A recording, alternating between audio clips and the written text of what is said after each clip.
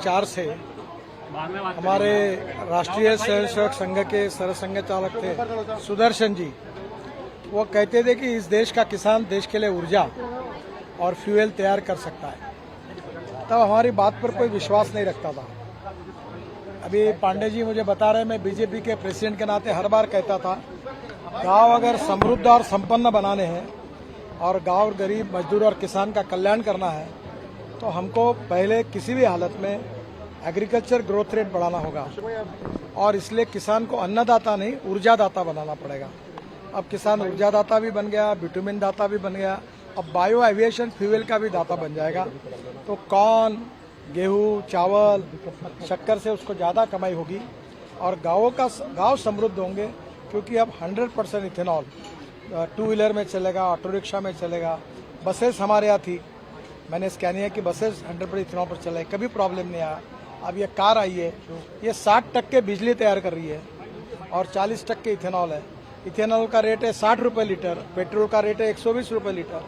60 रुपये में ये 60% बिजली तैयार कर रहा है, तो ये 25 रुपये, 20 से 25 रुपये पर लीटर एवरेज हिसाब से पेट्रोल की कीमत आएगी। तो ग्राहकों का फायदा है, प्रदूषण में एकदम कमी है क्योंकि ग्रीन फ्यूल है, और किसानों को इसका फायदा होगा।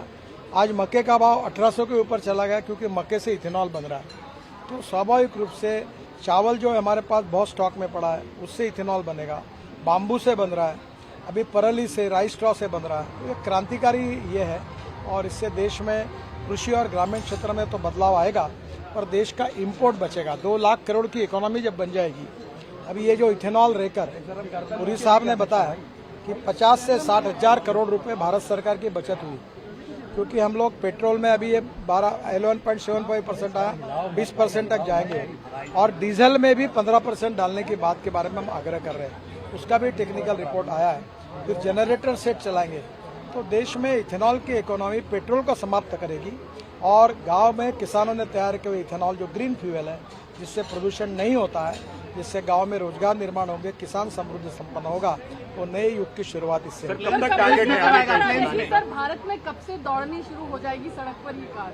ये देखो, ये मॉडल डेवलप कर रहे हैं, उनकी टेक्नोलॉजी डेवलप हो गई है, अब मुझे लगता है जल्दी मार्केट में आएगा। सर, ये टेक्नोलॉजी इलेक्ट्रिक से बेटर है क्योंकि कम पॉल्यूशन है, तो इसको कोई एडवांटेज? देखिए, इलेक्ट्रिक में इसमें कैसा है कि 60% चलते चलते बिजली तैयार करेगा और 40% इथेनॉल पे चलेगा पेट्रोल के बजाय। देखिए, मैं आपको दो, हिंदुस्तान एक समुद्र है, हमारे पास 16 लाख करोड़ का फॉसिल फ्यूल का इंपोर्ट है, इसलिए CNG, LNG, ethanol, methanol, biodiesel, hydrogen सब भी करेंगे तो भी पेट्रोल डीजल लगेगा। इसलिए जो मार्ग हमारे यहाँ इंडिजिनस है, जिससे इंपोर्ट कम होगा, प्रदूषण कम होगा, रोजगार निर्माण होगा, ग्रोथ बढ़ेगी और देश का विकास होगा। आत्मनिर्भर भारत बनाने का जो प्रधानमंत्री का सपना है, उसमें ग्रामीण भारत को शक्तिशाली बनाने का बायोफ्यूल ये सबसे बड़ा हाँ, हवाई जहाज में अभी 2% वर्ल्ड का रेजोल्यूशन आ रहा है कि 2% बायो एविएशन फ्यूल डालेंगे तो इथेनॉल से बायो एविएशन फ्यूल भी बनेगा और परली से बनेगा। तो ये एक रिवोल्यूशन होगा। मैं ये बातें बहुत दिनों से करता हूँ, आप मेरे पर विश्वास नहीं रखते थे, अब जब ये पूरा सच्चाई देख रहे तो आपको विश्वास हो रहा।